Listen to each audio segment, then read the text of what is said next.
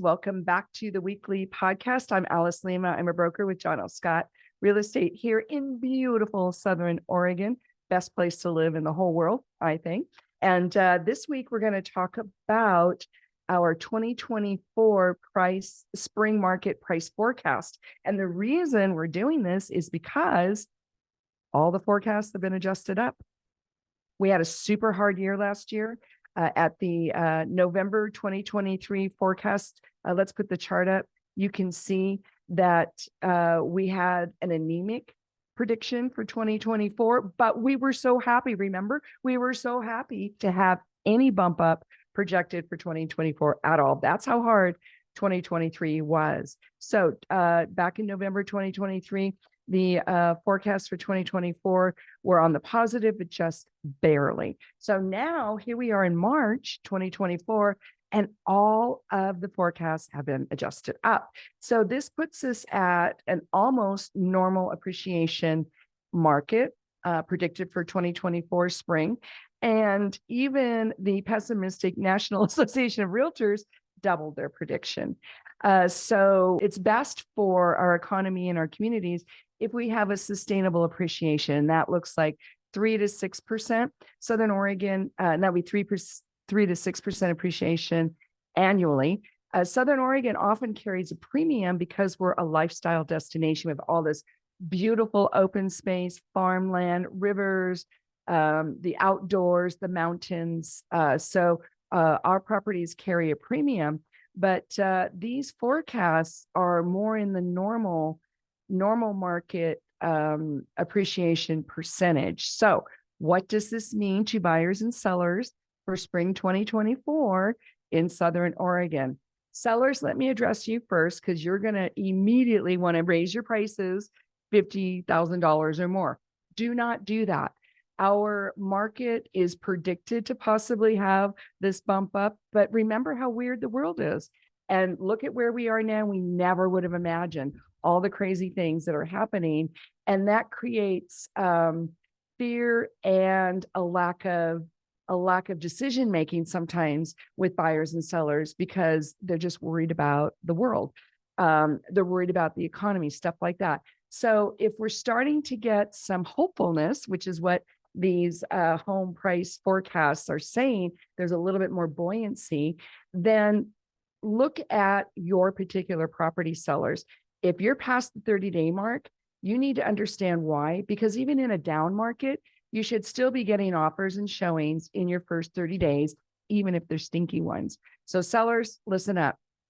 Pay attention to the feedback from your showings, pay attention to the feedback from your open houses.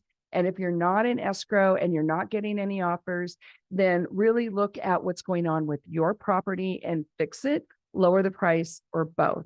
Okay. Or if you want to experiment with waiting it out and you have the money and the mental fortitude to do that, because it's very stressful to be a seller. Every time your phone pings, it's like, oh, is it a showing? Oh, is it an offer? You know, it's very stressful to be a seller.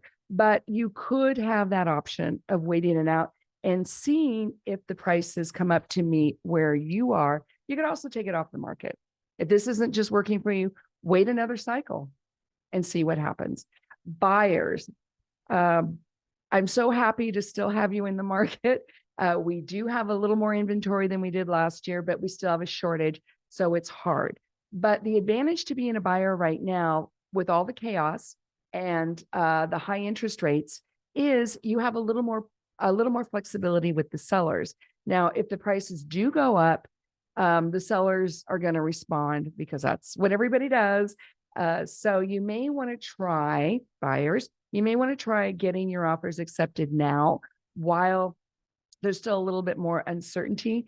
And before, if these price increases get legs, you want to be in front of that if you can find a property that you could live with, that's in your budget, et cetera, et cetera. But thank you, buyers, for staying in the market. If you're a buyer and you're not in the market, let's get you pre-approved and get you out there, because having flexibility from sellers means you get a little bit better price.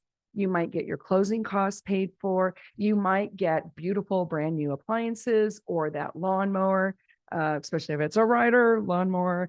You might get the hot tub. So I think it's a little more fun for buyers, even though it's hard and the mortgages are high because the interest rates are high. I think it's a little more fun in this kind of a market to be a buyer. Buyers that are waiting for another crash, I would do that.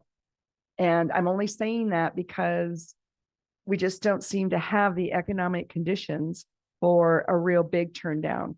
Okay. And part of it is because buyers, we still have low inventory, better than it was this time last year, but still low inventory. So having said that, I want to show you this other chart. Here we have an updated 5-year appreciation price forecast from 2024 to 2029. So look at this. If you start with a home in 2024 in the low 400s, by 2029, you could be almost in the $500,000 mark. So that's mind-blowing, right? So sellers, if you really want another 100,000 out of your house, you may have to wait, according to these projections, you may have to wait 5 years. So think long and hard about that if it's going to be worth it. Buyers, look at the prices. This is what they're projected to do. And especially in Southern Oregon, again, because we are a lifestyle destination, we get top dollar even for the stuff in town. So keep that in mind. Write moderate offers. Sellers, I'm encouraging you to be moderate with your pricing and be flexible with the buyers that do come to you with offers. And let's all have a good spring housing market this season, 2024. If you've got any questions, give me a jingle, 541-301-7980. That's 541-301-7980. I want to be your agent. I'm a great listing agent, great buyer's agent, work with first timers, downsizers, upsizers, riverfront, rural property, great with investments. Have a great Southern Oregon weekend. Hug those you love. Bye now.